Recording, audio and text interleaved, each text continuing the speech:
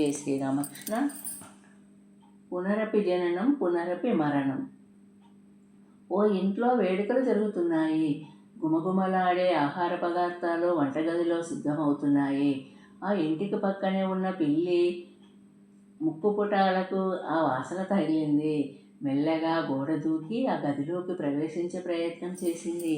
వెంటనే ఇంటి యజమాని చూసి కర్రతో కొట్టి బయటకు పంపాడు. పిల్లి మనస్సు మారలేదు. మరోవైపు నుంచి గదిలోకి దూకేందుకు విఫలయత్నం చేసింది. మళ్ళీ దెబ్బల పాలైంది. చివరకు వేడుక పూర్తయ్యేదాకా వేచి ఉండి ఆ పిల్లి రాత్రికి పునఃప్రయత్నం చేసింది.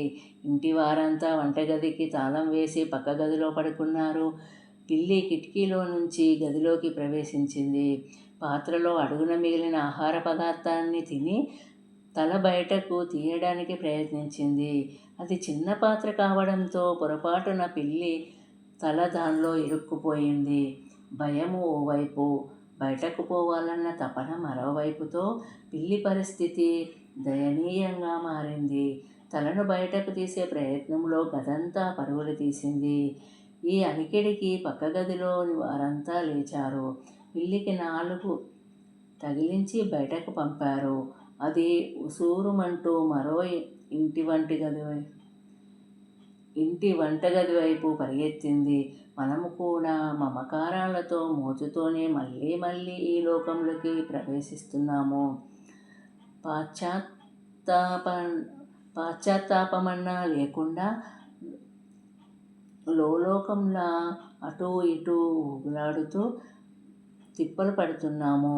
అదే భావనతో ఆదిశంకరాచార్యులు ప్రత్యక్ష శిష్యులు నిత్యానంద భజగోవిందంలో పునరపి జననం పునరపి మరణం పునరపి జననీ జఠరే శయనం ఇగ సంసారే బహుదుస్తారే కృపయా పారే పాహి మురారే.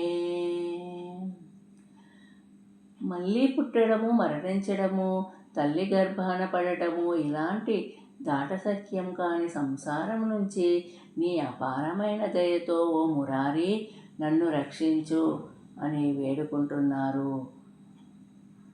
జై శ్రీరామకృష్ణ.